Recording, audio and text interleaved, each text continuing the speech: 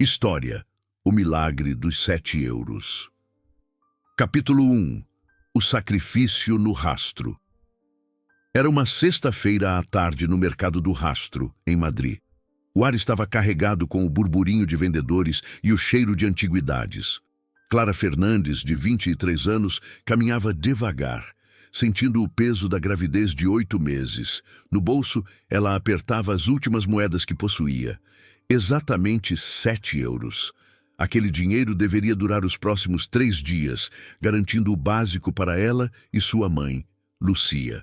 A vida de Clara havia desmoronado há alguns meses, quando o namorado, Miguel, desapareceu ao saber da gestação, bloqueando-a de sua vida e deixando-a sem teto e sem recursos. Clara teve de abandonar a faculdade de arquitetura e voltar para o pequeno apartamento da mãe em Vallecas. Enquanto buscavam as ofertas mais baratas de frutas, Clara parou bruscamente. Sentado no chão, encostado a uma parede descascada, estava um homem de aproximadamente 60 anos. Ele vestia uma jaqueta militar puída e calças que eram apenas trapos. Sua barba cinzenta e longa escondia parte do rosto, mas seus olhos, profundos, famintos e desesperados, fixavam-se nas caixas de maçãs como se fossem tesouros proibidos. Suas mãos tremiam violentamente, não apenas pelo frio de novembro, mas pela fraqueza de quem não comia há muito tempo. Ninguém parava. A multidão o tratava como se fosse parte do mobiliário urbano, um vulto invisível na capital espanhola. Algo dentro de Clara se quebrou.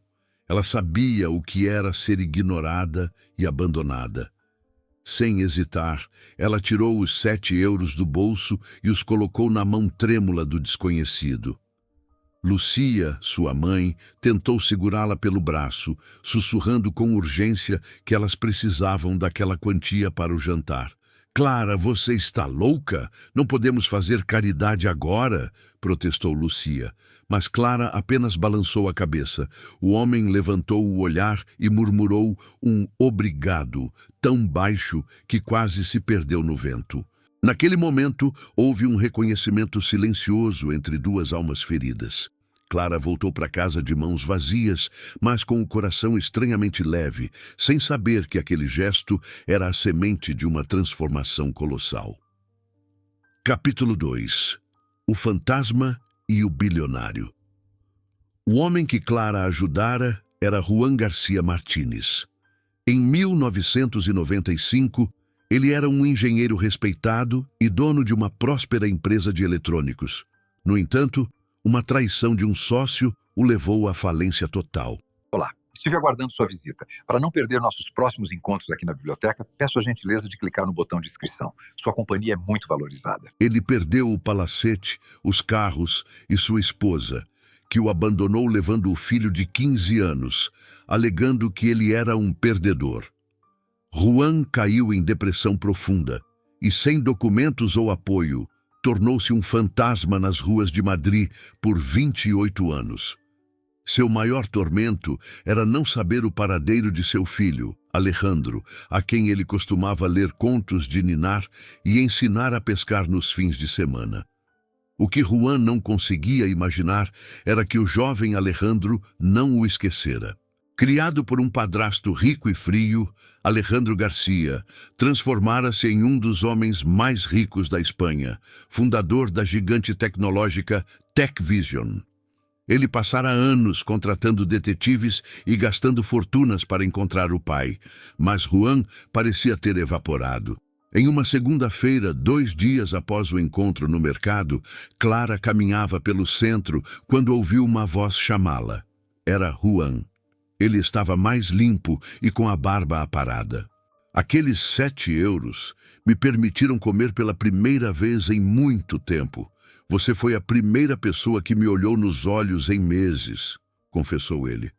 Enquanto conversavam, Juan revelou sua história de perdas e mencionou com a voz embargada o nome do filho: Alejandro Garcia. Clara sentiu o sangue gelar. Todo o país conhecia aquele nome. Alejandro era o bilionário que estampava as capas dos jornais econômicos e doava milhões para hospitais infantis. Clara olhou para o homem maltrapilho diante dela, e embora parecesse impossível, os olhos tristes e a cicatriz na mão esquerda, que ele explicou ter sido de um acidente consertando a bicicleta do filho, batiam com as descrições de velhas entrevistas que ela lera sobre o magnata. Ela tomou uma decisão: uniria esses dois mundos que nunca deveriam ter se separado. Capítulo 3. O elo de TechVision. Na manhã seguinte, Clara dirigiu-se à sede da TechVision. Apesar dos protestos da mãe e das dores nas costas, ela estava decidida. Na recepção, foi barrada por não ter hora marcada. "Diga ao Sr. Garcia que eu sei onde está o pai dele", afirmou ela com firmeza. A palavra pai funcionou como uma chave mágica. Minutos depois, ela estava no último andar, em um escritório com paredes de vidro que dominava a vista de Madrid. Alejandro Garcia estava atrás de uma mesa imensa.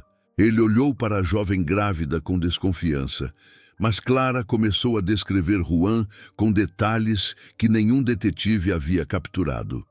A jaqueta militar, a cicatriz da bicicleta e a dignidade preservada sob os trapos.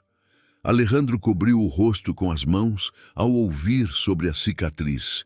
Ele pediu que Clara o levasse até lá imediatamente. Eles encontraram Juan sentado em um banco de parque atrás da estação de Atocha. Quando Alejandro desceu do carro luxuoso e seus olhos encontraram os do pai, o tempo parou. Juan pronunciou apenas uma palavra: Alejandro. Foi um abraço desesperado, uma tentativa de recuperar 28 anos de silêncio e saudade em um único gesto. Clara observava à distância, chorando em silêncio, sentindo o bebê dar chutes em sua barriga, como se também celebrasse a justiça feita. Alejandro levou o pai para sua mansão em La Moraleja, mas ele não esqueceu a jovem que tornara o milagre possível. Ele perguntou a Clara como poderia retribuir, e ela, fiel à sua natureza, disse que não queria nada, apenas que eles ficassem bem. No entanto, o bilionário não aceitaria um não. Ele percebeu que Clara tinha talento e força, mas fora injustiçada pela vida. 3 meses depois, a realidade de todos havia mudado de forma irreversível. Juan agora vivia com o filho, recuperando a saúde e a relação perdida, enquanto Alejandro finalmente sentia que seu império tinha um propósito. Capítulo 4. O amanhecer de Aurora. Em fevereiro, Clara deu à luz uma menina saudável, a quem chamou de Aurora, pois ela nasceu exatamente ao amanhecer. Mas desta vez, Clara não estava sozinha. Alejandro cumpriu sua promessa de forma grandiosa. Ele ofereceu a Clara um cargo de liderança no departamento de comunicação da TechVision, um trabalho real com um salário digno que permitiu que ela e sua mãe se mudassem para um apartamento ensolarado em um bairro seguro. Ele também garantiu uma creche na empresa para que a pequena Aurora estivesse sempre por perto. Em um ensolarado dia de maio, Alejandro organizou uma pequena celebração em sua mansão.